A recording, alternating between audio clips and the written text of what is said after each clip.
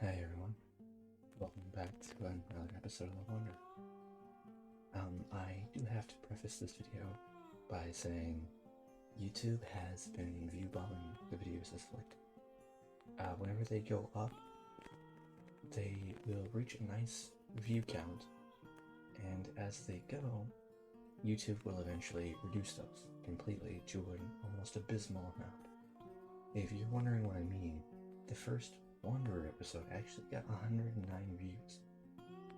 And then, after about a day and a half, YouTube shot it down to 21. And then after another day, it shot it down to 9. So, I am asking that everybody who genuinely enjoys the videos, please go ahead and drop a like, comment, or even subscribe if you would like. I'm trying to find out how many people who are actually enjoying this, so that way I can make content for everybody, so that way they are able to enjoy it as well. So, if you like the content, or if you don't like the content, you can tell me down below in the comments if you want to see something a little bit different. If not, it's perfectly fine. Just go ahead and leave a like or dislike, depending on how you're feeling. And without further ado, I'll see you guys next time. Let's get into the video. As you awaken, the light of day begins to seep through the windows of Edward's little shack cabin. Before long, you are able to see everything that exists as Edward lies still, face down in his cot, sleeping away. Something tells you that this is far out of his range of normality, but he seems to be dealing with it rather well, at least from what you can tell. As you know so far that Edward seems to be simply a charmer, if you will. One who can get up by purely on the fact of how he can talk to people. You also noticed his knack for explosives, it seems. He seems to have a crazed idea about heroism. So far, at least from what you picked up of him, seeing you in the light of a hero. You move around, looking at things that he seems to treasure enough to keep. You find a standing desk, and at it is a somewhat fractured mirror. As you look back at yourself, you slowly pull down the shawl that is wrapped around your face to help keep the dust and sand out, and see scars littering across your face. Some from those who are evil, and some from those that are animals.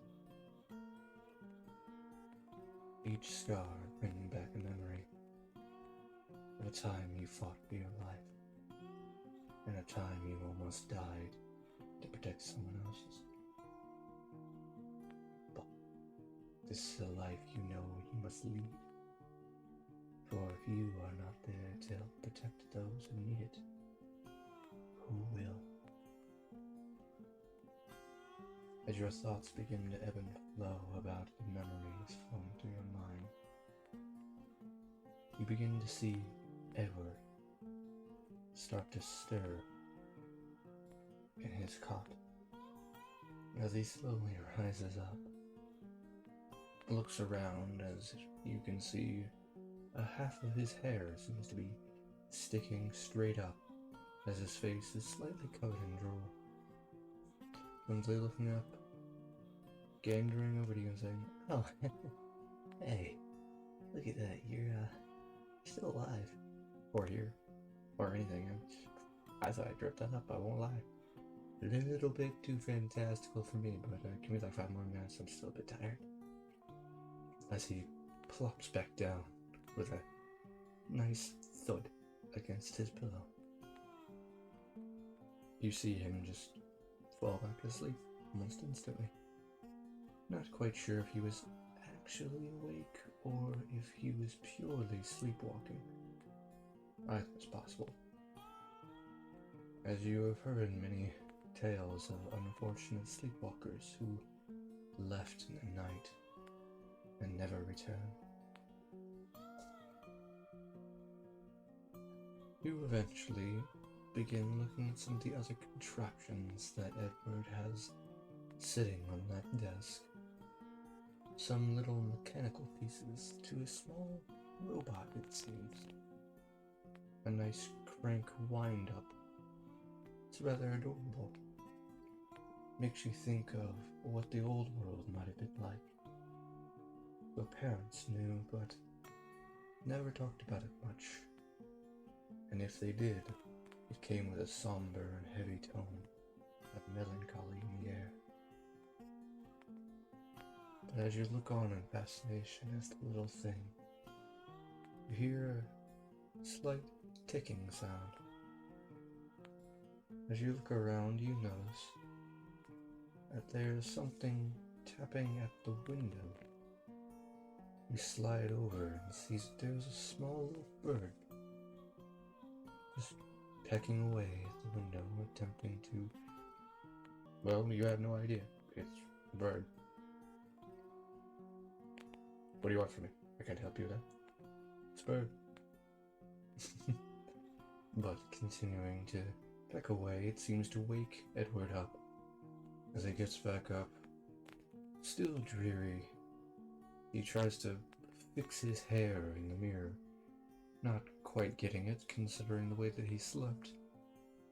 But eventually he is able to pat it down into the messy mop of what his hair typically is.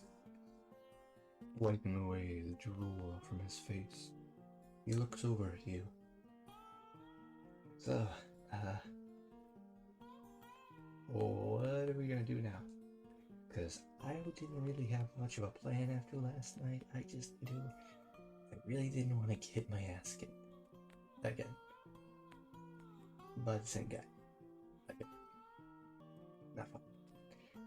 So, is there anything we're gonna be doing today?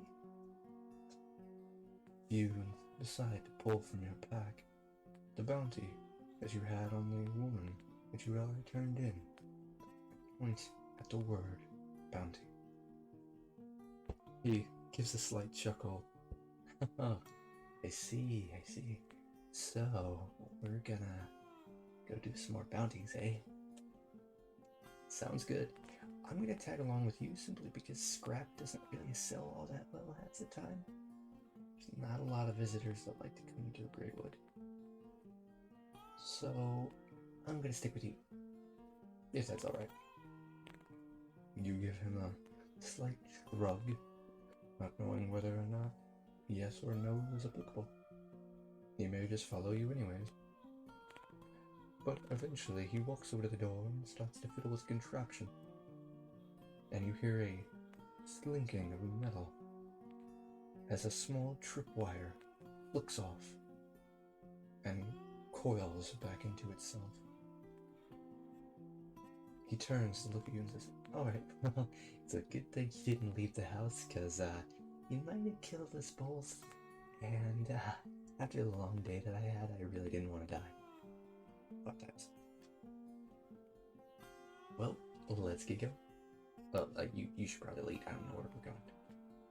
As he waits for you to leave, you step out of the doorway, feeling the rough wooden exterior of this plywood door, it seems. As you push it away, you walk out and feel the familiar heat of the sun as it beats down upon you, feeling as it starts to attempt to cook you alive like most people. You continue walking as you head towards the town hall, where you thought would be the best place to go for another job. As you enter, you see the mayor sitting behind his nice desk. As you walk forward, he looks up. Well then, I didn't think you all would be back so soon. Usually most bounty hunters take about 2 days after work to kind of rest. But okay. We got jobs over there, or if you want, we got a new job that came in. As he lifts up to show you a nice piece of rolled parchment, hands it over. You scroll it open to see a wanted job for caravan guarding, attempting to connect Colorado to Tennessee by a few trade routes. Most have heard rumors that Memphis has turned into quite the metropolis after order has been restored. You think long and hard about it, as the job seems to entail protection, and it gives food and water along the way. All it asks is for a few hands who understand how to use a firearm. You look over at Edward and think to yourself, perhaps he could be useful as well. Either way, he's probably coming with you, regardless. But you decide to roll up the job and keep it, as you'll know they will need protection and help. And what is a wanderer's job but to help? You notice that on the scroll itself, it seems to have said, meeting near the armory.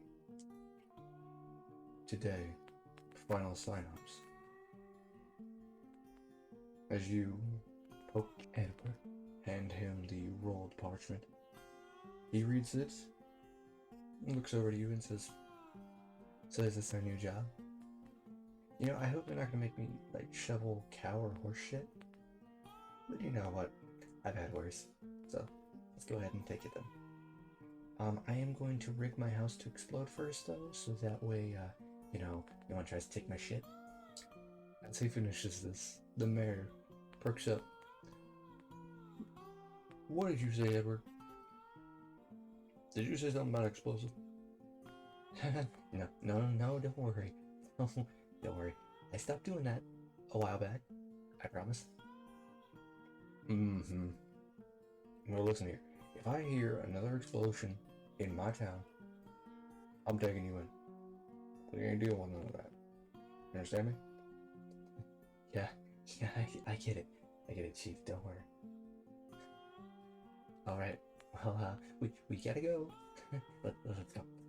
As he starts to drag you in a way, yanking on your overcoat, trying to get you out the door. As you will fortunately leave without a further commotion, you start heading towards the armory. Well, thanks everybody for making it to another episode of The Wanderer. Yes, and again, I am sorry that the videos have been slowing down lately. Trying to get a backlog going so that way we have a consistent amount of videos being able to be put out. So I want to thank you all for making it to the end of the video. Again, as I said before, if you could drop a like or a comment or even subscribe if you wanted to, that'd be amazing. It would help us with the algorithm, because the algorithm is both rewarding and punishing us at the same time. But I do want to thank everybody who made it to this point in the video. Thank you so much, and I will see you all in the next episode. Okay, peace everybody.